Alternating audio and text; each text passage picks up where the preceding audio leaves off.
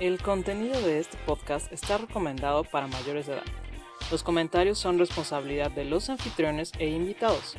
El uso del lenguaje, así como algunas opiniones, pueden ser ofensivos.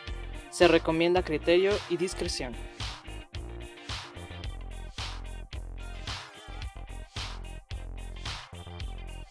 Salud.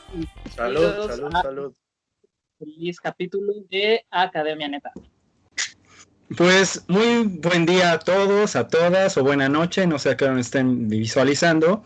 Pero bueno, esto es Academia Neta, su podcast de investigación, de academia y de chismes candentes, pues favorito. Yo soy Héctor Lujambio y conmigo está mi co-host, Katia García. Y pues bueno, el día de hoy tenemos con nosotros a mi buen amigo del posgrado, gran investigador, profesor selecto, Nahum Sánchez, que pues nos está acompañando. Y bueno, Nahum, pues bueno, platícanos qué es lo que andas bebiendo, que creo que no es refresco. No es refresco, tienes razón. Se trata de una cerveza indio muy rica. Pues, ¿qué puedo decir, no? Hace mucho que, la verdad es que no tomaba, pero este es un buen pretexto para volver a darle a la tomadera. Siempre son buenos pretextos. Bueno, pues bueno, Nahum, pues por favor, platícanos un poquito de ti, cuál es la carrera que estudiaste, cuáles son los posgrados que pues también que chutaste y bueno, ahorita estás trabajando como profesor, entonces pues igual platícanos un poquito de esas materias y a ver que, pues para que la gente conozca un poquito más de lo que tú haces. Claro.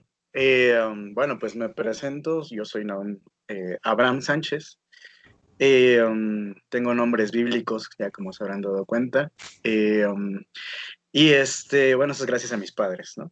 Pero bueno, no entraré todavía en este asunto. Muy psicoanalítico creo que puede ser, pero bueno, no va al cuento, creo.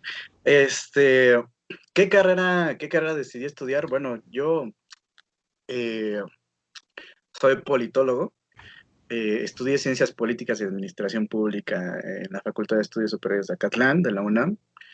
Eh, um, y bueno, ahora, hace recién 2019, me titulé de la maestría. Y la maestría en comunicación con línea de investigación en comunicación política. Ahora recién empecé el doctorado y ahí pues con altos y bajos, ¿no? Este primer semestre, que bueno, ya les contaré también esos chismes. Y doy clases en Acatlán y doy clases en la Facultad de Ciencias Políticas o en la más famosa Polacas, ¿no? En Acatlán doy la clase para los compañeros de Relaciones Internacionales de Sistemas Políticos Comparados. Creo que es quinto semestre, una cosa así, perdón, que se me fue. Y, y para los compañeros de primer semestre, allá en Polacas, les doy introducción al pensamiento social y político moderno. Entonces, bueno, pues ahora sí que son las tareas en las que andamos ahorita en medio de esta cuarentena pandemia. O sea, de académico total, haciendo un posgrado, Sí, dando clases, ahorita seguramente lidiando con el medio final de semestre, con eso de que se recorrieron los semestres. Qué padre, qué padre. No te sí, envidio, pero es difícil, o sea, tiene sus pros y sus contras toda esta cuestión de la cuarentena y de dar clases a través de Zoom, ¿no? Sus pros, pues porque uno ya no tiene que andar corriendo de un lado para otro para ir a dar clase, ¿no? Y como las facultades donde yo doy clase no están nada cercanas, pues me evito un buen de tiempo en el metro y en el transporte público en general. Lo malo es que, pues no es lo mismo, ¿no? No hay ese contacto que hace falta, ¿no? Con los alumnos, digamos, esos, que puede ser hasta como no sé cómo llamarlo, como simbiosis, ¿no? Que hay entre el profesor y entre los alumnos, para que la clase fluya. Y ahora, pues realmente, eh, en algunos casos hablo con espíritus, ¿no? Eh, que es como que veo puras fotos así en cuadritos, ¿no? Pantallitas chiquitas y que De repente no sé si me están escuchando, ¿sí? Algunos sí tienen sus cámaras prendidas. Y es como ahora todo muy esotérico en cuanto a ese aspecto, ¿no? Sí, justo, yo creo que es como muy catártico cuando das clases, ¿no? Y ves Ujú. a los alumnos y participan y todo, y hay como esta interacción. Y como bien dices, últimamente se ha sentido más como una sesión espiritista, ¿no? De saber si están ahí, si te escuchan, pues que den señales de vida, ¿no? Creo que a los que damos Sí. clase en esta contingencia, todos nos enfrentamos a eso, ¿no? El de pues ni siquiera sabes qué onda, o sea, si están conectados o por ejemplo los que dan clase a las 7 de la mañana, si ya se volvieron a dormir, ¿no? Sí, no, yo, gracias a Dios o a Alá o a el ser divino que elijan, pues estoy dando clases en la tarde. Entonces, la verdad es que yo estoy muy agradecido por eso, porque odio la mañana, odio levantarme antes de las 7 y creo que odiaría la academia si me hicieran, que me tuviera que levantar a las 7, ¿no? Pero, pues bueno, de ahí en fuera, la verdad es que disfruto dar clases en la tarde. Me acostumbré a las clases en la tarde. Sí, Está en la facultad las clases en la tarde tienen una vibra muy distinta, ¿no? Yo también tenía clases como alumna a las 7 de la mañana, creo que como durante 5 semestres en la licenciatura en la facultad, y he de confesar que jamás llegué a las 7, jamás llegué a las 7, como llegar a mi curso, mi café, 7:15, ¿no? Porque además cada clase es estadística, ¿sabes? O sea, estadística y probabilidad a las 7 de la mañana es como, no sé, continúan, no combinan bien y nunca llegué. Debo confesar. Pero sí, entiendo que es una chinga que tengo que todo. Pero bueno, aún cuéntanos de qué va tu proyecto de investigación y si nos quieres contar como de qué han sido los anteriores o si llevas alguna línea o cuéntanos. Bueno, pues en la maestría hice un estudio sobre el discurso político de Donald Trump y el discurso de sus votantes. Me interesaba ver de qué manera conectaban ambos discursos, ¿no? O sea, en qué puntos el discurso de Donald Trump le llegaba a la gente y ellos lo reproducían a su vez, ¿no? Cómo le veía, cómo lo veían. Y me di cuenta de muchas cosas, ¿no? En particular me centré en un estado, en el estado de Michigan, en el condado de Macomb, un condado pues con una mayoría de etnia de blancos y realmente pues no muy plural en ese sentido, pero de gente trabajadora, es decir, de obreros que en su mayoría pues trabajaban en las grandes industrias automovilísticas, ¿no? Esa gran industria que estuvo en Michigan durante mucho tiempo, que es el estado de donde salieron Chevrolet, Ford, ¿no? Y muchas otras, pero que durante los últimos años, con todas estas políticas de apertura comercial y de mercado libre, etcétera, pues se fueron mudando a otros países estas industrias, entre ellos nuestro propio país, China, etcétera, y, y pues esta gente estaba descontenta por eso, ¿no? O sea, realmente empezaba a ver a sus enemigos en el exterior a partir de esta idea, ¿no? De que las empresas se iban a otros países y no los estaban beneficiando a ellos, que eran, pues se suponía que esta idea de América primero, ¿no? Que incluso forma parte del propio discurso de Donald Trump, ¿no? Entonces, pues Donald Trump se agarra de este descontento, ¿no? Al menos en este sector, a, pues para irlos atrayendo a su propio discurso, decirles quiénes son los enemigos, China, los ilegales que llegan a conseguir trabajo, ¿no? Los mexicanos, el propio México como país a donde llegan estas industrias. Eh, y les promete, ¿no? Esta cuestión de América primero, ¿no? Y de hacer América grande otra vez. Es metafóricamente, así yo lo entendí en mi trabajo de investigación, metafóricamente el Make America Great Again lograba articular todas estas pequeñas experiencias personales de cada uno de estos votantes, los articulaba en este discurso y en esta frase, ¿no? Eh, entonces, bueno, de eso fue mi tesis en la maestría.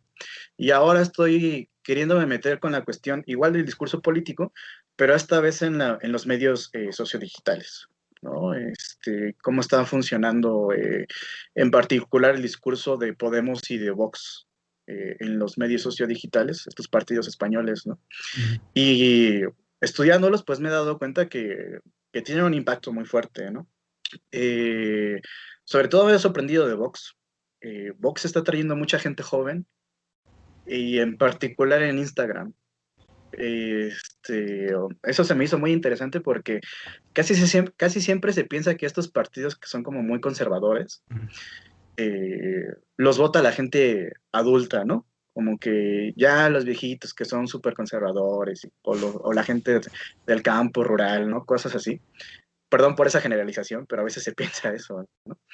Y y la verdad es que no, o sea, a Vox lo están siguiendo muchos jóvenes, muchos jóvenes, y Instagram está funcionando como un lugar en el donde están logrando conectar con estos jóvenes, ¿no? A través de memes, de videos, de imágenes que se comparten en Instagram, ¿no? De hecho, Vox es el partido que más seguidores tiene en Instagram en España, incluso por encima de Podemos. Entonces, me parece una cuestión ahí muy interesante. Entonces, estoy tratando de ver esta cuestión del discurso político, pero también ahora, digamos, relacionado con la cuestión de la vida cotidiana, ¿no? Es decir, cómo este discurso político se va definiendo a partir también de las experiencias cotidianas que estos sujetos,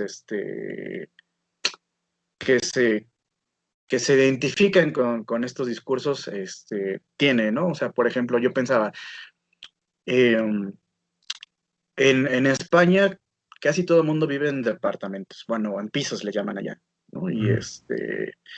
Y yo me acordaba de una situación de cuando yo estuve ahí un semestre en la licenciatura y de repente, pues, mis amigos eran un desmadre, ¿no? Yo no, yo era bien tranquilo.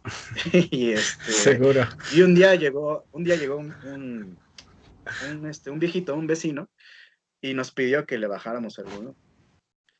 Y aparte, mis amigos eran franceses y me aventaron a mí porque yo era el único que hablaba bien español.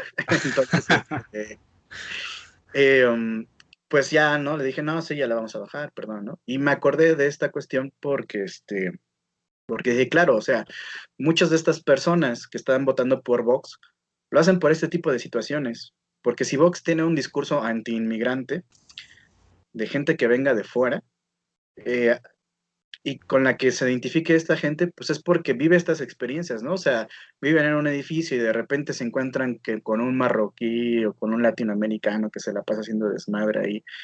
Y entonces dicen, claro, o sea, ellos son los enemigos, ¿no? Este, Tenemos que sacarlos, ¿no? Del país porque, etcétera, ¿no? Entonces, por eso me interesa esta relación entre la vida cotidiana y los discursos políticos de estos partidos en los medios digitales. Oye, está muy padre y digo, y justamente la siguiente pregunta va ligada con eso, el por qué elegiste pues esos temas de investigación y por qué crees que es importante. Y aquí yo ahorita me puse como dirías tú, a psicoanalizar lo que acabas de decir.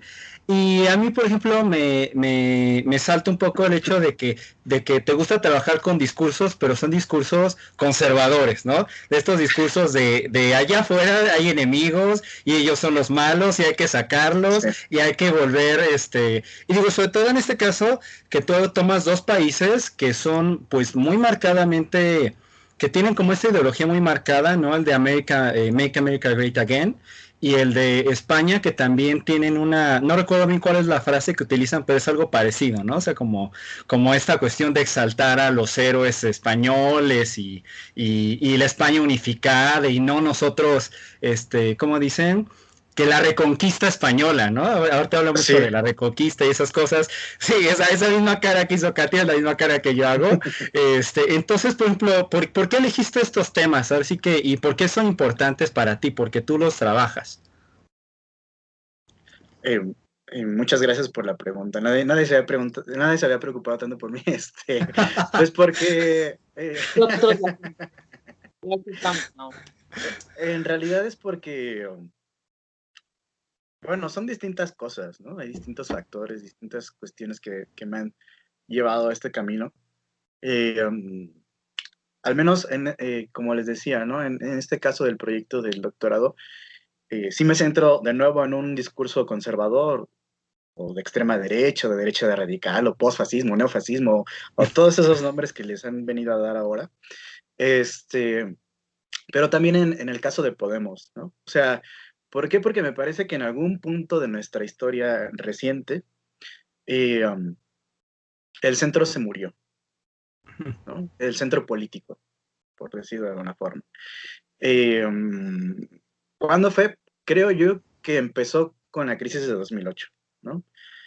Toda esta crisis económica que después se transformó en crisis política. Y creo que ahora converge con la crisis del COVID para que estos antagonismos todavía más se potencien, ¿no? Eh, y me parecía muy interesante ver cuáles eran los caminos que estaban disponibles, ¿no? O sea, si el centro se murió, ¿cuáles son los caminos abiertos en términos políticos, ¿no? Y me parecía que estos dos, tanto Vox como Podemos, eran una buena representación de estos dos caminos que se habían abierto, ¿no? Porque partidos como Podemos, no exactamente iguales, pero más o menos con la misma línea podemos encontrar en muchos otros países que han surgido precisamente por esta crisis política también, ¿no? Y partidos como Vox, que tampoco son exactamente iguales, pero que tienen una línea más o menos conservadora, xenófoba, etcétera, también han surgido a partir, me parece, de esta crisis de representación política.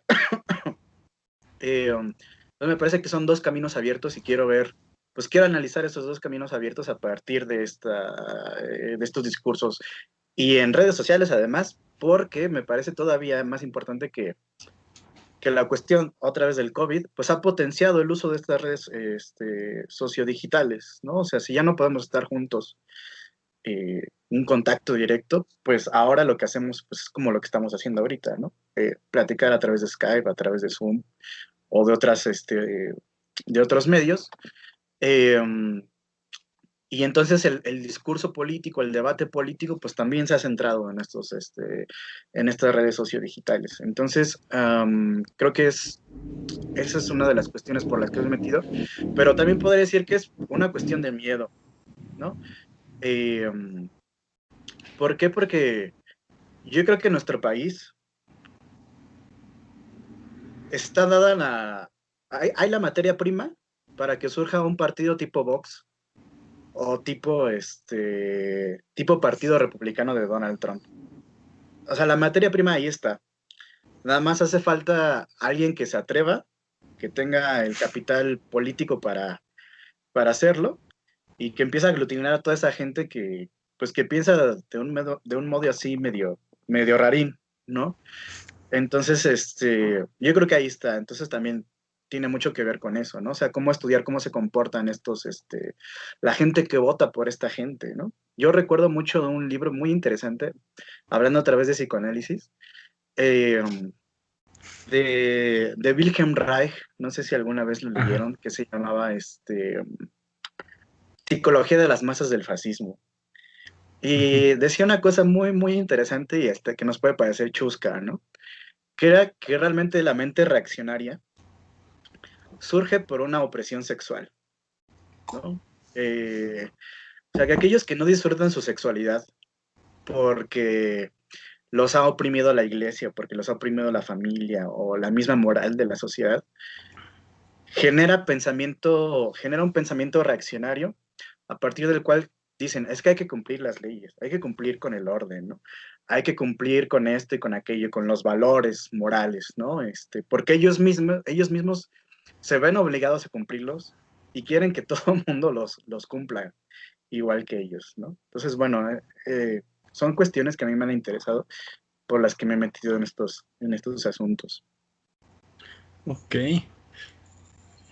Está muy interesante. Ya lo decíamos, ¿no? Ya lo platicamos cuando platicamos con Eli. Y yo decía esto, ¿no? Que para mí es una preocupación auténticamente prioritaria, o sea, al menos para mí personalmente, el ascenso de las derechas, y ni siquiera las derechas, las ultraderechas, a mí me preocupa mucho. Y justo lo que dices, creo que en México está todo para que de repente algo haga chispa y se prenda como dinamita cañón.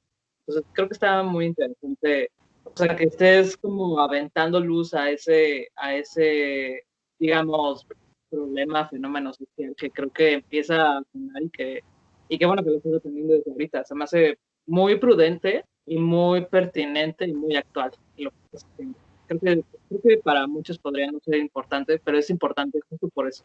Y además lo que dices, o sea, muchos nos vamos como con el prejuicio de, ay, son de conservadores, entonces es de gente grande y no.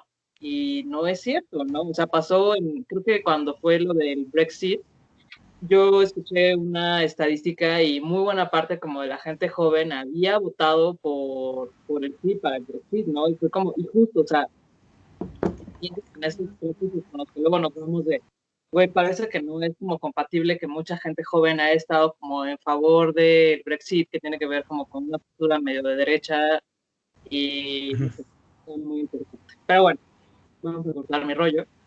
¿Cómo dirías que es estudiar esto mismo que tú estás haciendo en otros países? Ah, digamos, desde la perspectiva de las instituciones o... Sí, sí. Yo creo que, miren, me pasó ahora que me estás haciendo esta pregunta, me hiciste que me acordara de una cuestión que me pasó con la tesis de la maestría. Yo quería ir a Estados Unidos a entrevistar a la gente, si es que se podía, ¿no? Y escribí muchas cartas a distintos investigadores de allá para ver si me podían recibir. Y nunca nadie me contestó de regreso, ¿no? Yo les decía, vayan, ¿saben qué? Pues estoy interesado en el discurso de Trump, etcétera, etcétera, etcétera. Y un día tomé clase con un doctor del CISAN, del Centro de Investigaciones sobre América del Norte, y le platiqué esta cuestión, ¿no? Y le dije, oiga, ¿usted por qué cree que pues, nadie me haya respondido, ¿no? Y me dice, es que sabes que los gringos son muy cerrados. No les gusta que alguien de fuera venga a investigarlos, ¿no? O sea, a ellos sí les gusta hacer investigación, tratar como ratas de laboratorio a todo mundo, pero a ellos no les gusta ser tratados así, ¿no? Entonces, pues eso fue una de las posibles razones que yo encontré del por qué no me hayan abierto las puertas allá, ¿no? En España yo creo que es un poco más fácil, porque ya hay muchos estudios sobre, bueno, sobre Podemos hay mucho, sobre Vox empiezan a salir recién, ¿no? Y bueno, tienen facultades que tratan la cuestión de la comunicación política de manera muy importante, ¿no? La Universidad Complutense de Madrid, creo que es una de ellas. Entonces, creo que está mucho más abierto a esta cuestión, ¿no? O eso quiero pensar. Espero que si yo quiero irme para allá en algún momento y si la pandemia también nos lo permite, pues que me abran las puertas, ¿no? Afortunadamente tengo amigos allá, o sea, ya tengo como una pequeña red, ¿no? Hecha, que creo que me podría ayudar, ¿no? Pero, pero yo creo que sería una de las grandes diferencias, ¿no? Yo tengo como una especie como de corazoncito internacionalista a pesar de que soy politólogo, ¿no? Eh, entonces, siempre me ha interesado mucho lo que sucede fuera, no porque no me interese lo que pasa en mi país, pero creo que a veces lo que pasa en nuestro país es reflejo de lo que sucede fuera, ¿no? Mm. Y a veces podemos entender mejor lo que nos está sucediendo si entendemos mejor lo que pasa afuera. Porque a veces nosotros somos como una especie como de caballo que llega al último, ¿no? Que de repente están sucediendo fenómenos en otros lados y no se empiezan a pasar y de repente México recién llega a ese lugar, ¿no? Por ejemplo, en el caso de AMLO, ¿no? Este gobierno progresista, ¿no? Que que ya en América del Sur ya tuvo sus expresiones, ¿no? En Bolivia, en Ecuador, etcétera. Y que de hecho ya están teniendo sus problemas, algunos se han ido y han vuelto, algunos se han ido para siempre, etcétera. Y nosotros recién estamos entrando ahí como a la carrera, ¿no? De esta cuestión. Entonces, creo que investigar lo que sucede afuera puede ayudarnos a entender, incluso hacer una perspectiva de lo que puede venir. a suceder en nuestro país, ¿no? Sí, pues yo creo que es muy prudente esta visión que tú tienes de estudiar el reflejo de otro. Y digo, y pasa con cosas bien sencillas, pues digo, en lo personal, ¿no? Como cuando tienes un problema y viene una persona que tiene un problema muy parecido al tuyo y le empieza a aconsejar y dices, ay, rayos, como que eso me suena, ¿no? Como que me estoy dando el consejo a mí mismo, ¿no? Entonces yo creo que igual Sí. pudiera funcionar de esa manera. Y justo la pregunta que sigue es con respecto a cuáles son las dificultades de desarrollar un proyecto como este. Ahorita tú ya nos platicaste un poquito, pues, por ejemplo, que a Estados Unidos no le gusta que los investiguen, ¿no? Ahora sí que me recuerda mucho este meme que acabo de ver hace un par de semanas, de cuando visita Estados Unidos y cuando Estados Unidos te visita a ti, ¿no? Algo que lo sacan con el imperio de Star Wars, ¿no? Entonces, pues en este caso, por ejemplo, pues, ¿cuáles son las dificultades de un trabajo como el que tú desarrollas? Digo, aparte de que es en el extranjero. Pues yo creo que pues sí, es una muy buena pregunta, porque tiene que ver con mi color de piel. No, o sea, ir a entrevistar a gente que vota a Vox Sí. en España, creo que eso va a ser uno de los más grandes retos que yo voy a tener, ¿no? Quizá con los de Podemos, con los votantes de Podemos, la cuestión no va a ser tan difícil, pero con votantes de Vox, también entiendo un poco esto, ¿no? O sea, no es que ellos sean racistas en el sentido más clásico de la palabra, en el sentido, digamos, como los nazis de que quién tiene el cerebro más grande o cosas así, ¿no? Sino, sino más bien la cuestión es cultural, ¿no? Es como una especie de racismo cultural, de que es que ustedes los latinoamericanos son flojos, ¿no? Nosotros, Es por su misma cultura. nosotros y los otros. Exactamente, ¿no? Entonces, quizá eso pueda abrirme un poco la puerta si yo digo que, bueno, soy un estudiante de doctorado, que voy a hacer una investigación, que no me voy a quedar ahí, que no le voy a robar el trabajo a nadie, ¿no? Quizás sí pueda ser un poco más aceptado, ¿no? Pero bueno, habrá que verlo, ¿no? Yo creo que eso es uno de los más grandes retos que hay para mi investigación. Uh-huh. Y ahorita justamente que mencionabas lo de que somos flojos, creo que es un discurso que no es, o sea, que he escuchado mucho aquí en México, ¿no? O sea, el mexicano habla del mexicano y dice, es que los mexicanos somos flojos, los mexicanos hacemos esto y el otro, y yo lo he escuchado muchísimo, ¿no? Así como el mexicano no aprende y demás, y creo que eso, o sea, pues es un reflejo justamente de lo que piensan en el exterior y que nosotros replicamos aquí, ¿no? Sí, totalmente, ¿no? O sea, es muy chistoso porque nosotros somos racistas con nosotros mismos y es muy lamentable, o sea, yo creo que proviene de esta cuestión de la colonia, ¿no? O sea, cuando estábamos divididos en castas, ¿no? Y los criollos y los mestizos y todas estas otras castas que existían, que incluso estábamos divididos en lo que se llamaba República de Españoles y República de Indios, ¿no? O sea, incluso no había esta combinación comunitaria, ¿no? Y, y pues claro, ¿no? Y es que sigue habiéndolo porque no es esto un racismo invertido lo que voy a decir, ¿no? Contra los whitexican, ¿no? Eh, pero cuando uno mira quiénes son las grandes personalidades del país, sobre todo los que tienen mucho mayor poder económico, pues es gente blanca, es gente güerita, de ojos verdes, etcétera, ¿no? Y no es porque uno odie los ojos verdes, a mí los ojos verdes me parecen muy bonitos, sino porque ahí hay una diferenciación, a partir de la raza, una diferenciación social, ¿no? Y ese es el problema, ¿no?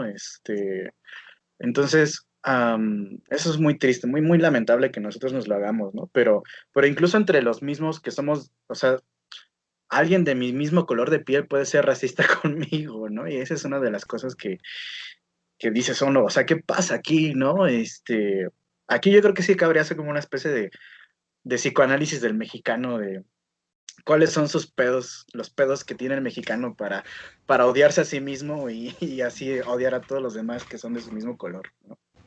Pero bueno.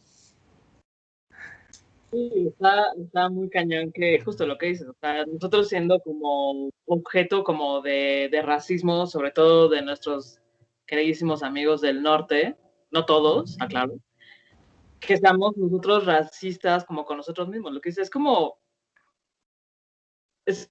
algo que pasa en un capítulo de Los Simpsons, o sea, te lo imaginas como, güey, no puede ser, pero hasta que lo ves en Los Simpsons es como, pues sí, sí puede ser y está cagado y es triste y piensa, ¿no?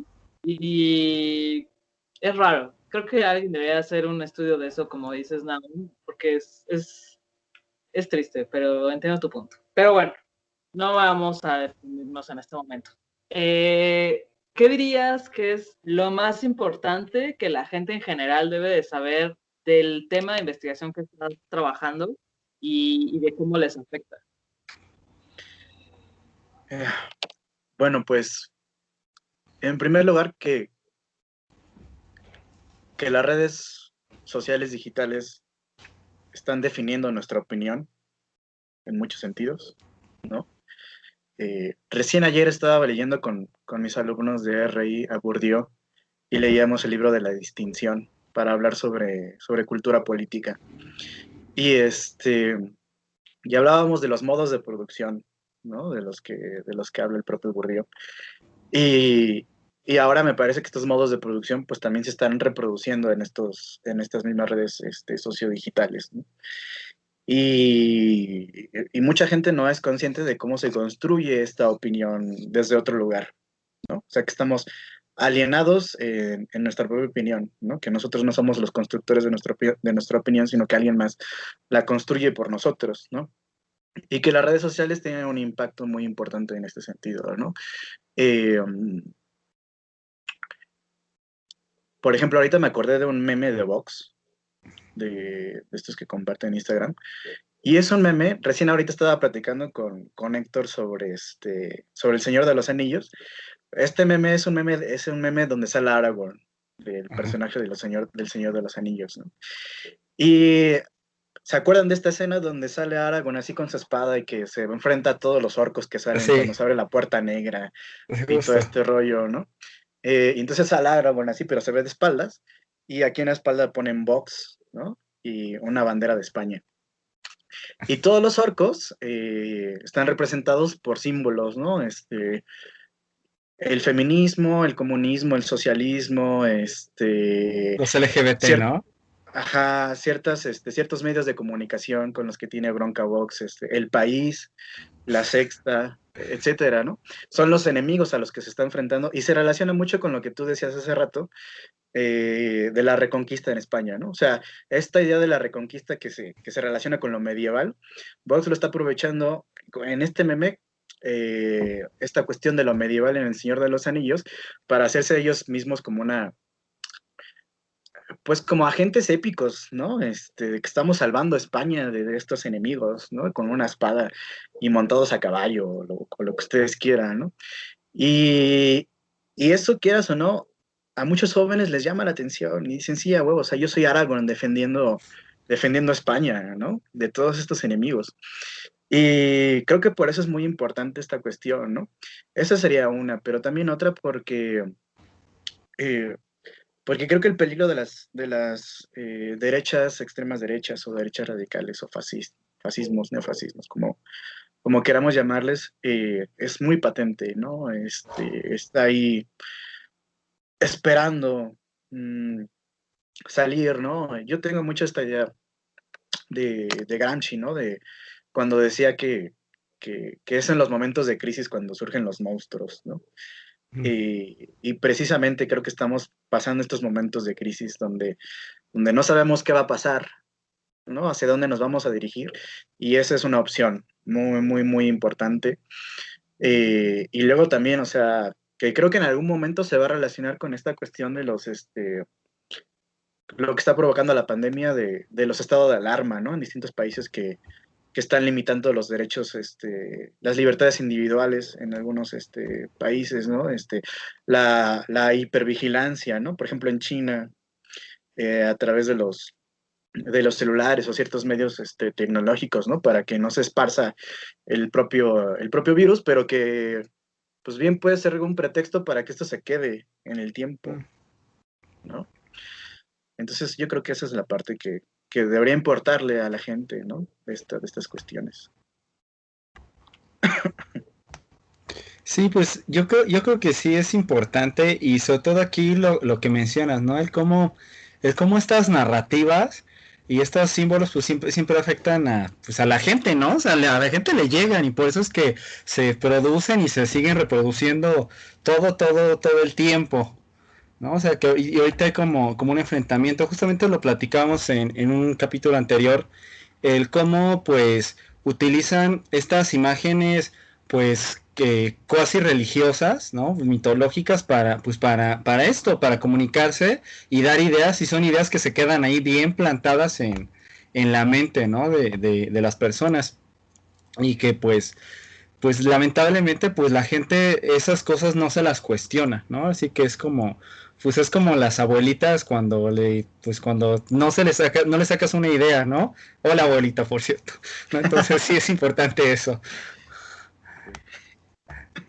Y bueno, y entonces, este, vaya, pues tu tema es bastante relevante en este sentido, ¿no? O sea, tiene muchísima relevancia social porque es algo, como dices, que está pasando ahorita y pues, digo, aparte ahorita se está viendo pues todo este levantamiento de las ultraderechas o como dices, los neofascistas o etcétera, ¿no? De los fifís aquí en México, ¿no? Y bueno, y platicas un poquito, por ejemplo, hasta ahorita, ¿cuáles han sido las conclusiones a las que has podido llegar en tus proyectos? Digo, estoy consciente que ahorita apenas, bueno, vas iniciando esta de Vox, pero pues, por ejemplo, en la anterior, ¿qué conclusiones pudiste llegar? ¿Qué es lo que se pudo concluir en ese sentido? Alguna de las cuestiones que, que me sirvieron como conclusión en la tesis de la maestría tienen que ver con, digamos, como con cuáles son los elementos que atraen más a la gente del discurso de Donald Trump, ¿no? Uno de ellos es eh, la cuestión del famoso Obamacare, o era la cuestión del famoso Obamacare, ¿no? Que era este programa de salud, ¿no? Que se supone que a la que la gente más necesitada, entre comillas, podía tener acceso, ¿no? Eh, la gente estaba pidiendo un nuevo programa porque era un programa muy caro, ¿no? Entonces, Trump había prometido quitar el Obamacare, ¿no? Esa fue una. Otra de las cosas que más les llamó la atención a esta gente, la cuestión de que las empresas que se iban del país, ¿no? Un poco lo que ya platiqué hace rato. Y y otro era el propio liderazgo de Donald Trump. ¿Cómo veían ellos a Donald Trump como un líder fuerte, como alguien que no se calla? Y eso lo admiraban en él, ¿no? Como alguien que dice las cosas tal cual son y que no es hipócrita como todos los otros políticos, ¿no? Y eso era una cosa que a mí me sorprendió, o sea, claro, o sea, es que el propio discurso de alguien como Trump, que es como, diríamos nosotros, políticamente incorrecto, es el que llama la atención de un montón de gente, porque es el que se está atreviendo a decir las cosas. Antes de Donald Trump, pues la gente pensaba que que los políticos, pues, decían lo que les convenía, ¿no? Y que siempre terminaban acomodando su discurso a ciertas demandas que se encontraban en otros lados que no eran las de ellos, ¿no? Por ejemplo, la cuestión del establishment también fue importante, ¿no? En los Estados Unidos. El establishment aliado con esta clase política para hacerle daño al pueblo norteamericano, ¿no? Entiéndase el pueblo norteamericano como blanco, anglosajón, protestante, ¿no? Y esa fue una cuestión que a mí me llamó mucho la atención. O sea, se imaginaban a Donald Trump como un tipo que estaba viendo un día la televisión, así sentado en su sillón, y que un día viendo las noticias dijo, o sea, ¿cómo está pasando esto en mi país? Voy a hacer algo, y que se levantó y se metió en política. ¿Por qué? Porque entienden que Donald Trump, al ser una persona rica, no necesitaba hacer política, porque relacionaban a todos los otros políticos con el hecho de que hacían política para hacer dinero, Ujú. ¿no? Entonces, bueno, esas fueron algunas de las conclusiones a las que me permitió llegar a esta investigación de la maestría. Está muy interesante y muy pertinente, sobre todo ahorita que va, bueno, que ya está sucediendo el cambio de gobierno allá, ¿no? Entonces creo que está muy bueno y está muy interesante además porque son cosas que sin duda alguna no ves hasta que no haces una investigación. O sea, todo lo que dijiste ahorita, la verdad es que no me había pasado por la cabeza hasta ahorita que te estoy escuchando. Pero bueno, Nau, ¿qué dirías que se necesita para estudiar o para investigar estos temas a los que tú te dedicas? Pues en primer lugar, que te gusten estos temas, ¿no? Que tengas un interés por ellos, porque a veces pasa, ¿no? Y yo lo veo, por ejemplo, con mis alumnos de licenciatura, ¿no? Que algunos, por ejemplo, piensan, ¿no? En FES Acatlán se supone que hay preespecialidades, ¿no? Y entonces, digamos, los últimos 3 meses de la carrera te enfocas en una cuestión en particular. Y entonces algunos de ellos, estaban como con la cuestión de qué preespecialidad tomo. Pero se lo preguntaba no en el sentido de cuál me gusta más, sino en el sentido de cuál me va a dar chamba, ¿no? Y entonces decían, no, pues es que para qué me meto a esta preespecialidad, pues es como que eso es para académicos, ¿no? Y eso no sirve, yo quiero poder trabajar fuera de este mundo de la academia, ¿no? Eh, y a veces entonces sucede que uno empieza a seguir un caminito que realmente no quería, ¿no? Eh, y entonces yo creo que para hacer cualquier cosa, pues se necesita tener amor a eso que se está haciendo, ¿no? Y en segundo lugar,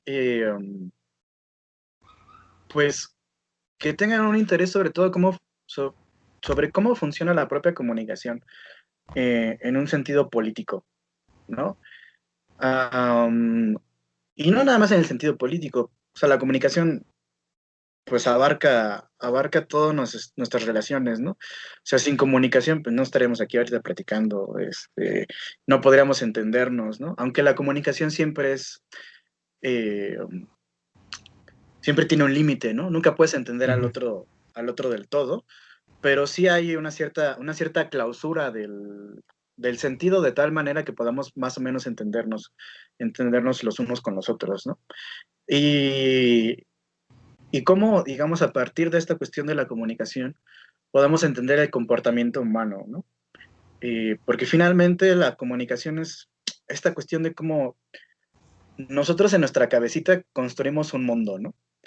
Que nos parece más o menos lógico y que nos parece más o menos coherente, y a partir del cual nos desenvolvemos en la propia realidad, ¿no?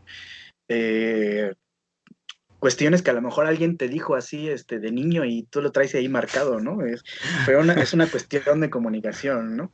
Yo me acuerdo mucho, por ejemplo, esto es un chisme ya, eh, de cuando yo era muy morrillo, me acuerdo mucho que una vez, bueno, yo escuchaba que mi papá decía groserías. Aquí está la cuestión de escuchar, ¿no? Lo que otros dicen. Ajá. Y entonces un día yo dije, una grosería también, dije, o sea, pues ¿por qué? Pues si él las dice, porque yo no, ¿no? Y tenía 6 años, una cosa así.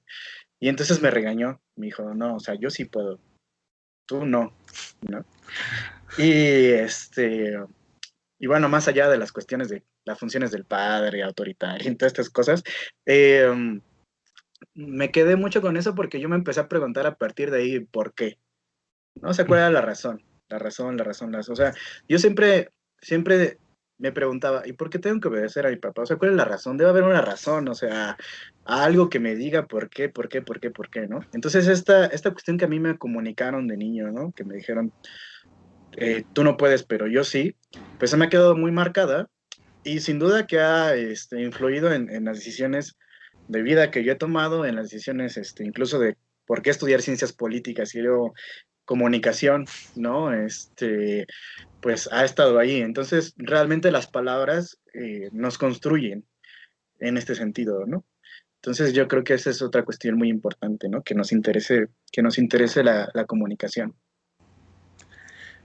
Y ese respecto de lo que platicas, que, o sea, ahorita, justo yo estoy trabajando con mis alumnos de Foucault, y ahorita me sonó tan eso, el de lo prohibido, o sea, de lo que yo sí puedo hacer y tú no puedes, ¿por qué? Porque sí, nada más, ¿no? Entonces sí, va muy ligado con eso. Y bueno, digo, ya nos platicaste un poquito del por qué es importante. Sin embargo, en ese sentido, la gente, ¿por qué debería interesarle estos temas? Digo, ya sabemos, obviamente, que como todos los temas que hemos trabajado aquí, pues debería importarles, pues porque tiene que ver con ellos, ¿no? Sin embargo, la gente, pues como bien sabemos nosotros también, pues la verdad es que muchas veces les vale, ¿no? Entonces, ¿por qué la gente tendría que interesarse en estos temas y por qué es importante que ellos sepan lo que está pasando con estos temas? Bueno, dividiría en dos la respuesta. ¿Por qué es importante que nos interese la comunicación y por qué es importante que nos interese la política? ¿Por qué es importante que nos interese la comunicación? Creo que un poco ya lo respondí ahorita, ¿no? Con todo lo que decía. Porque finalmente somos construidos a partir de la propia comunicación. ¿Y por qué es importante que nos interese la política? Porque aparentemente, ¿no? Pero tiene un impacto en nuestras vidas cotidianas. En lo más común que podamos realizar, tiene un impacto, ¿no? O sea, si por ejemplo yo ahorita voy y quiero lavarme las manos porque, no sé, salí a la calle y me da miedo contaminarme con alguien porque trae COVID o un rollo así, y me quiero ir a lavar las manos y no sale agua, pues eso es una cuestión política. O sea, porque todo eso, o sea, el hecho de que alguien te provea de un servicio de agua y además que tú pagues por ese servicio y etcétera, todo lo que conlleva la propia administración pública, digamos, pues es una cuestión política, ¿no? De decisiones políticas y de voluntades políticas, ¿no? ¿Por qué? Por ejemplo, en Iztapalapa siempre les falta agua y en otras delegaciones que tienen más dinero no les falta agua, ¿no? Pues hay una cuestión ahí de voluntad política y de decisiones políticas, ¿no? Y entonces, eso es una de las cuestiones por las que nos tiene que interesar la política como tal, ¿no? Cuestiones que nos afectan, ¿no? Por ejemplo, alguna vez yo leí, no sé si esto es verdad o no, lo leí hace mucho tiempo, pero perdónenme si no tengo la cita y si es un error, pido perdón de antemano, pero pero alguna vez leí, por ejemplo, que en la época de Porfirio Díaz le pusieron impuestos a las ventanas. Así, o sea, impuestos a las ventanas, o sea. Y entonces, a mí me explicaban que, por ejemplo, hay muchos edificios que tienen las ventanas tapadas por este impuesto al que se refería, ¿no? Entonces, pues la gente dijo, no, ¿sabes qué? Mejor tápale la ventana porque yo no voy a pagar más lana por tener una ventana, ¿no?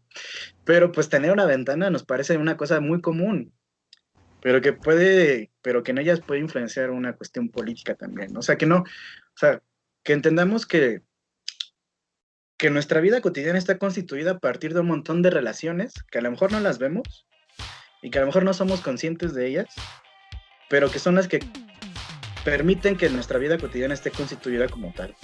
Que en nuestra vida cotidiana tengamos agua, que tengamos gas, que tengamos ventanas, que tengamos luz, que podamos comprar cosas, ¿no? Etcétera. Entonces todo eso afecta la política.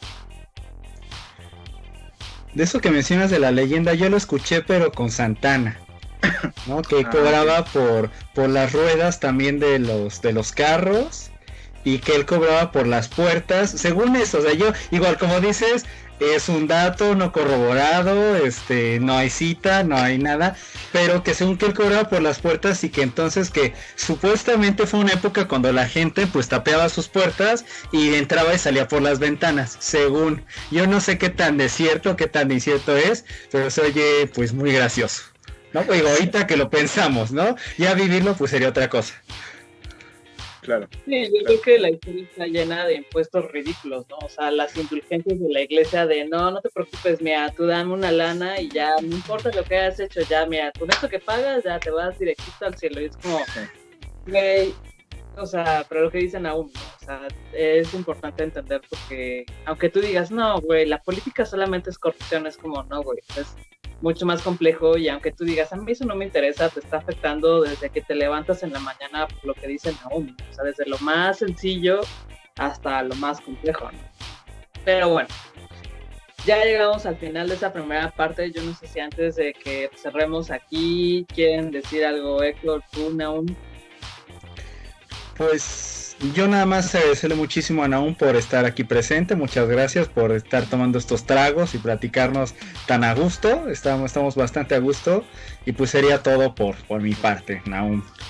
No, pues muchas gracias a ustedes por la invitación y sí, o sea, me ha encantado estar aquí. Me he sentido muy a gusto y es un buen chismecito el que nos hemos echado académico. Oye, espérate que ahorita la segunda parte se pone más divertida. Pero nosotros vamos a seguir platicando ahorita y lo voy a tener que contar por los que te van a tener que esperar unos días hasta escuchar la segunda parte. Pero así es esto, Sochi's Life. Entonces vamos a acabar con esta primera parte y ahorita seguimos platicando. Muchísimas gracias, Naum. La verdad es que estuvo muy divertido y yo también me la pasé muy bien. Entonces, amigos, salud, muchas gracias. Salud. Y nos vemos en la siguiente Salud. edición. Bye.